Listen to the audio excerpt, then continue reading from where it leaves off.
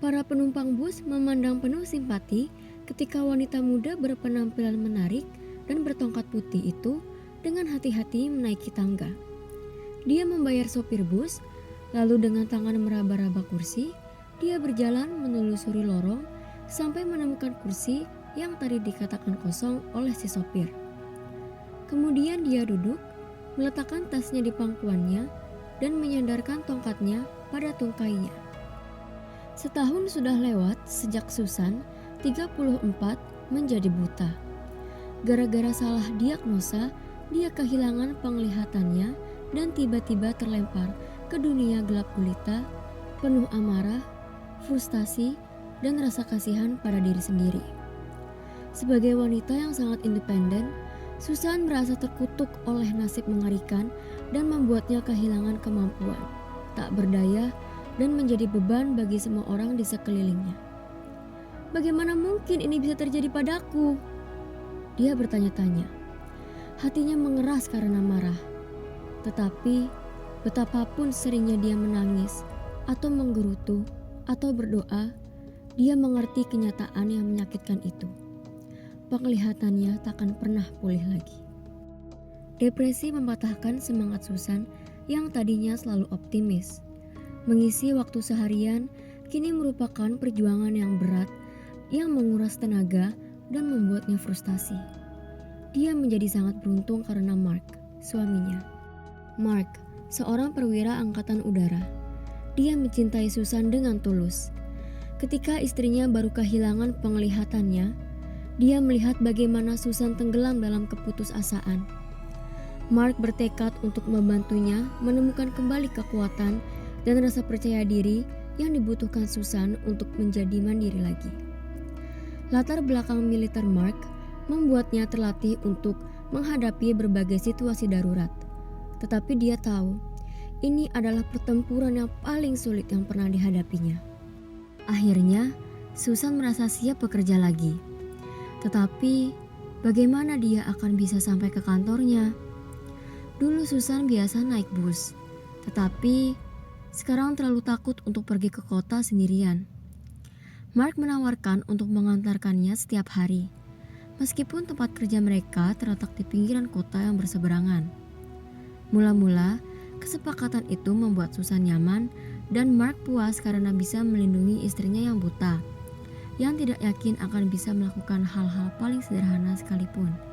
Tetapi, Mark segera menyadari bahwa pengaturan itu keliru, membuat mereka terburu-buru dan terlalu mahal.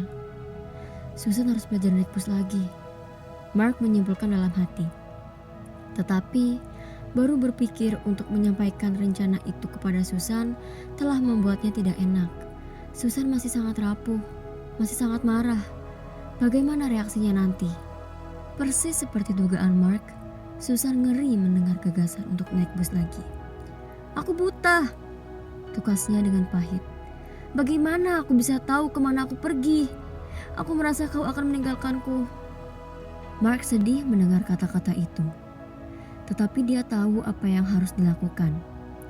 Dia berjanji bahwa setiap pagi dan sore dia akan naik bus bersama Susan, selama masih diperlukan, sampai Susan hafal dan bisa pergi sendiri.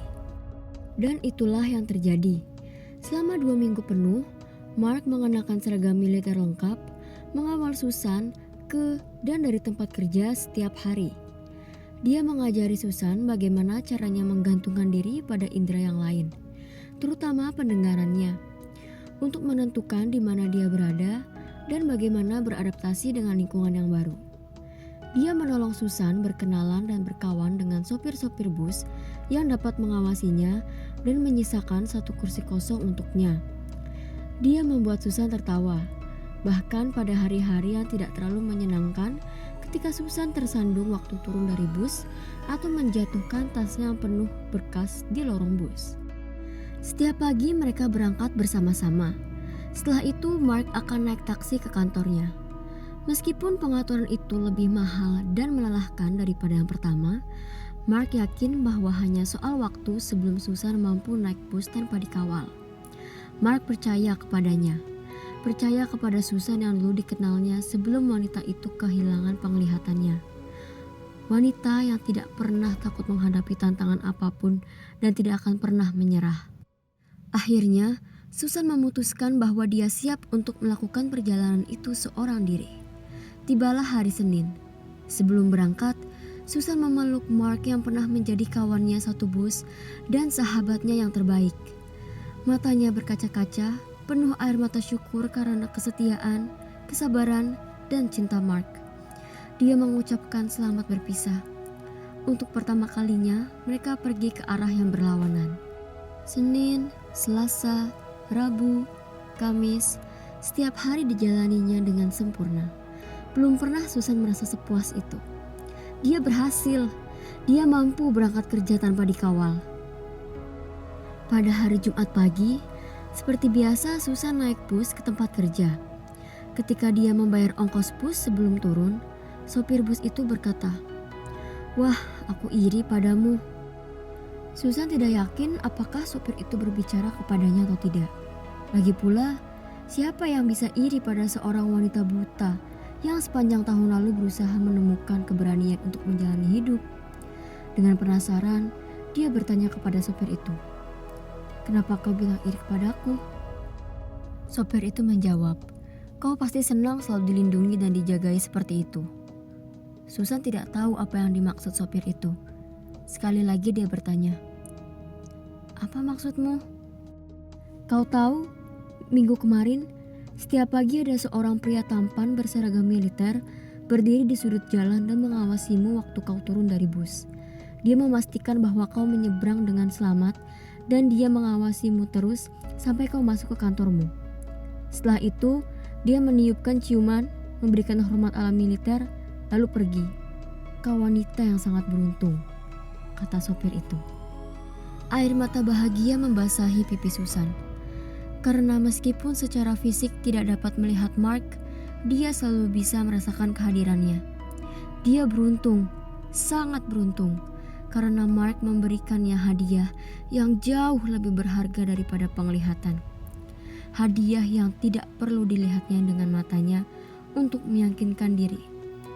Hadiah cinta yang bisa menjadi penerang dimanapun ada kegelapan.